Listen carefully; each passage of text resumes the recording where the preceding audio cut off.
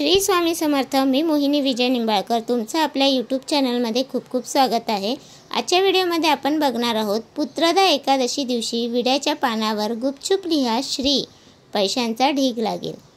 श्रावण महिन्यात येणाऱ्या एकादशीला पुत्रदा एकादशी असे म्हणतात। एकादशी ही विष्णूला अर्पित असलेली तिथी आहे।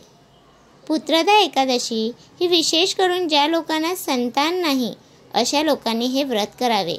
त्यासोबत लक्ष्मी आणि राधाकृष्ण यांची सुद्धा उपासना करावी, यामुळे संतान प्राप्ती अवश्य होईल। त्याच्यासोबत बऱ्याच मातापित्यांचे पुत्र आहे, काही करून सुद्धा नीट वागत नाही, सतत घरात त्रास देत असतात। तसेच काही मुले सतत आजारी पडत असतील तर त्यासाठी सुद्धा पुत्रदा एकादशीचे व्रत अवश्य करावे। त्यासोबत बऱ्याच जणांना आर्थिक समस्या जाणवत असतात। आलेला पैसा घरात टिकत नाही, पैसा येण्याचे मार्ग दिसत नसतील, अशा लोकांनी सुद्धा हे पुत्रदा एकादशीचे व्रत अवश्य करावे। त्यासोबत इतर छोटे पण उपाय अवश्य करावे, यामुळे आपले बरेच समस्यांचे निराकरण होईल।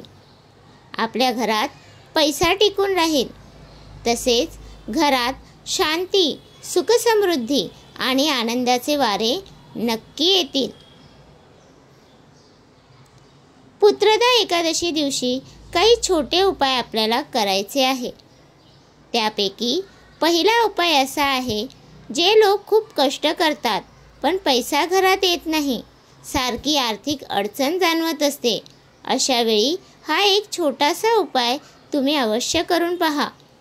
उपाय असा आहे, आपण जे विड्याचे पान वापरतो ते पूर्ण पान श्री विष्णूंना अर्पण करायचे आहे। हे पान कुठेही खंडित झालेले नाही पाहिजे आणि ते विष्णूंच्या चरणी अर्पण करायचे आहे। दुसऱ्या दिवशी हे पान आपण आपल्या तिजोरीत ठेवायचे आहे, पण त्याआधी एक गोष्ट लक्षात असू द्या, त्या पानावर कुंकुने श्री लिहायचे आहे आणि त्यासोबत 108 वेळा एक मंत्र जप करायचा आहे। तो मंत्र जप असा आहे, ओम नमो भगवते वासुदेवाय नमः, किंवा विष्णूंचा जप, ओम नारायणाय विद्महे वासुदेवाय धीमहि तन्नो विष्णू प्रचोदयात। या दोन्हींपैकी एक मंत्राचा जप करायचा आहे। हा छोटासा उपाय तुम्ही करून पहा, तुम्हाला याची प्रचिती येईल।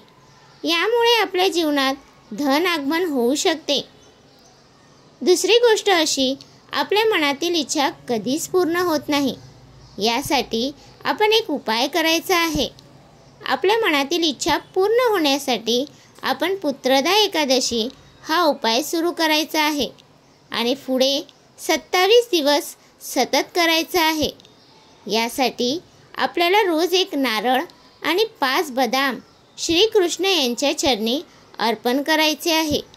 असे केल्याने भगवंत आपली मनातील एक इच्छा नक्की पूर्ण करतील।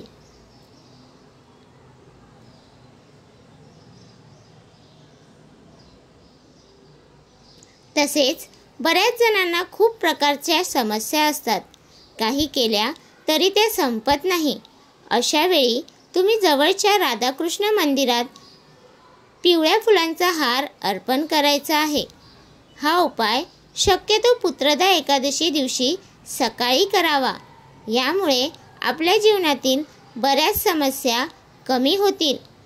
किंवा पिंपळाच्या झाडाला पुत्रदा एकादशी दिवशी शक्यतो सायंकाळी 1 तांब्या पाणी अर्पण करावे आणि त्या ठिकाणी एक तुपाचा दिवा अवश्य लावावा आणि 7 प्रदक्षिणा पूर्ण कराव्यात। यामुळे सुद्धा आपल्या जीवनातील समस्या कमी होऊ शकतात। तर तुम्हाला हा माझा व्हिडिओ कसा वाटला प्लीज कमेंट करून नक्की सांगा। व्हिडिओ आवडल्यास लाईक करा, कमेंट करा आणि शेअर करायला विसरू नका। आणि तुम्ही अजूनपर्यंत आपल्या चॅनलला सबस्क्राईब केलं नसेल तर प्लीज जाऊन चॅनलला नक्की सबस्क्राईब करा, कारण आपल्या चॅनलवरती तुम्हाला माहितीपूर्वक व्हिडिओ भेटतात। तर भेटूया उद्या एका नवीन व्हिडिओसोबत। श्री स्वामी समर्थ।